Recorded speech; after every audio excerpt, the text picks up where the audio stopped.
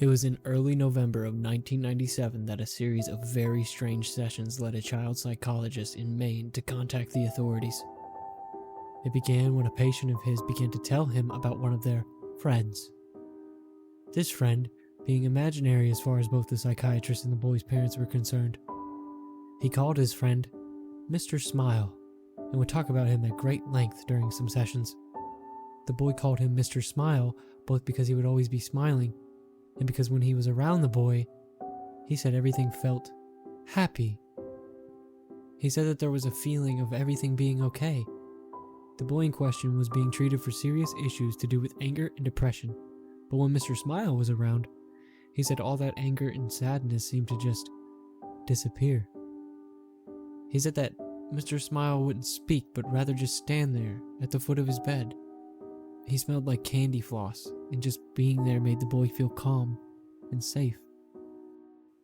The psychiatrist assumed this imaginary friend was some sort of coping mechanism the boy had developed to deal with the problems at home that had led to his violent temper, and thought nothing much of it. Until another patient, a girl of about 9 years old, also began talking about her imaginary friend, Mr. Smile, and then a boy of 7, and then a boy of 12, and then a girl of 11. All in all, close to 15 separate patients all began to talk about him, about Mr. Smile. The first few he'd put down to coincidence. After all, many children have imaginary friends, and the name and description, Mr. Smile, were just generic enough that it didn't concern him too much at first. But as more and more of his patients told him about Mr. Smile, he began to grow concerned. He asked for more details. Every single one of them described him the same way, using the exact same words.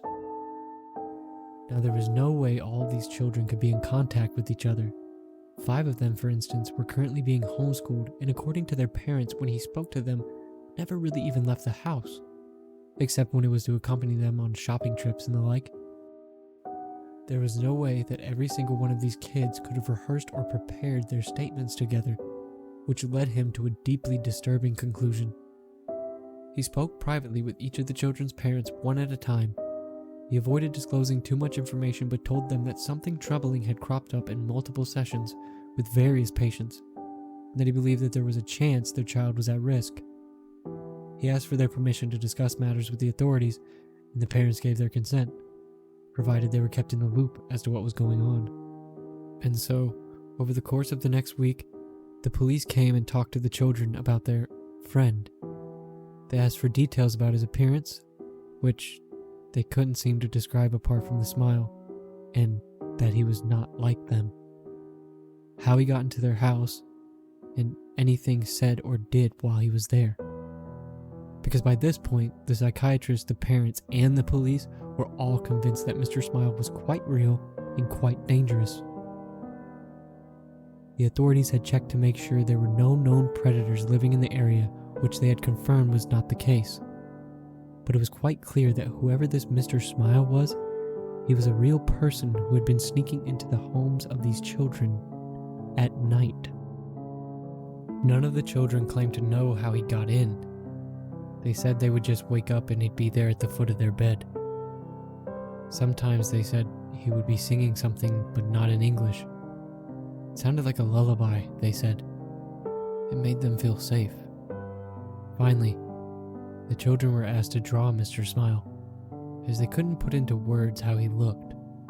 Each and every one of the children picked up a red crayon and proceeded to color the entire page until it was just a rectangle of red. When asked about this, they insisted that they had drawn Mr. Smile. When asked where his head, arms, and legs were, they would insist that they had drawn those. They claimed that they had drawn a perfect picture of the man at the foot of their bed, and when they were told they had simply colored in the page and not drawn anything at all, they became deeply angry, feeling that they were being accused of lying and insisting that what they had drawn was a picture of the man they had seen. Acting more on a hunch than anything else, the psychiatrist decided to show one of the colored-in rectangles to the various children and ask them what it was. each and every one of them with no knowledge of what the picture was supposed to be or who had drawn it, and with no knowledge that the other children that had been spoken to about this subject even existed, replied that it was a picture of Mr. Smile. Cameras and baby monitors were placed in the children's room so that they could be monitored. Many of the parents simply stopped sleeping altogether, staying up all night staring at the screens that displayed where their children slept. At no point did anyone enter or exit the bedrooms. No sounds except for them snoring or occasionally talking in their sleep were heard over the baby monitors. There was no sign of Mr. Smile. After almost 2 weeks of this, many of them began to doubt that Mr. Smile had ever existed. Other psychiatrists since have put the whole thing down to some strange shared delusion that while it couldn't be explained, yet did not have any basis in reality. Some suggest that maybe this whole Mr. Smile thing had its basis in a TV show or film that the children had all watched, leading them all to dream up something similar. Then, one of the boys went missing. The camera in his room had gone dead at around 2 in the morning. His mother had run to check in on him only to find his room empty.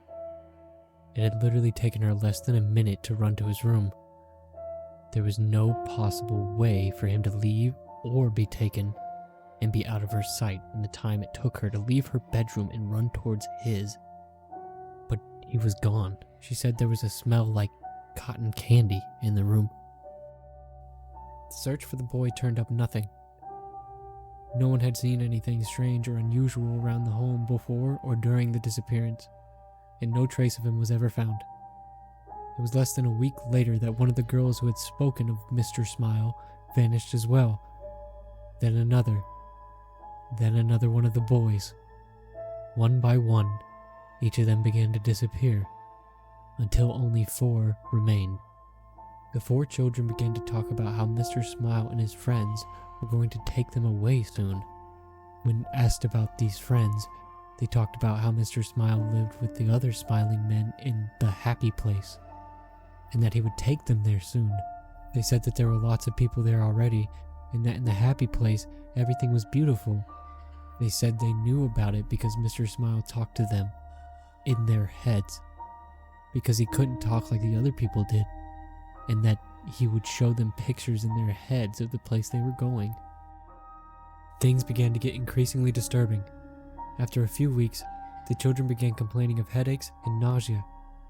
Their schools reported that they had begun to suffer hallucinations, and 2 of them started complaining that they didn't like the place that Mr. Smile was showing them anymore. One began screaming for half an hour, acting as if they were having a fit and screaming for the colors to stop, that the colors were horrible and they needed them to go away.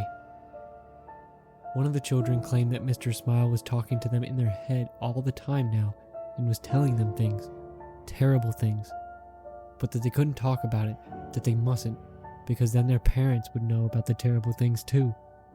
The psychiatrist asked them to write down what Mr. Smile was saying, promising that he would show it to no one, managing to gain the trust of one of the boys enough that he agreed. The contents of the book are known only to him and the authorities, but whenever anyone involved has been asked about it, they just get real quiet and quickly find an excuse to change the subject. The children stopped sleeping. Footage from the security camera showed them sitting bolt upright, their eyes unblinking, just staring at the wall without moving or making a sound. Sedatives did nothing. One of the girls began cutting strange circular marks into their skin, while 2 of the boys ceased communicating in English altogether. The language they spoke was never identified, and despite numerous people being asked to listen to them, they could not translate what they were saying. By the start of 1999, all 4 of the children had vanished into thin air. There was no trace of who took them. Searches have turned up nothing to this day, with no indication of where they are or if they're even dead or alive. No suspects have ever been found either. All 4 of them appeared to simply vanish into thin air, much like the others, all of whom also remain missing.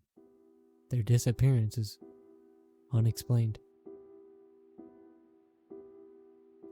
Thank you for listening to Mr. Smile, written by Alice Thompson, and narrated by me, CreepySauce. CreepyPastas are internet folklore. It is up to you to decide fact or fiction. I do these for entertainment purposes only. Watch at your own discretion. If you like creepypastas and want to suggest more, leave them in the comments and I'll read them and possibly narrate and upload them. This is my 13th upload of many, so if you enjoy the short story or creepypasta world, be sure to subscribe and turn the bell on, because I will be uploading consistently and looking for all kinds of creepy stories to tell. I need your help with more stories and ideas to do. I need your opinions on what I can do to improve. But hey, this is CreepySauce, and I'm on to the next pasta.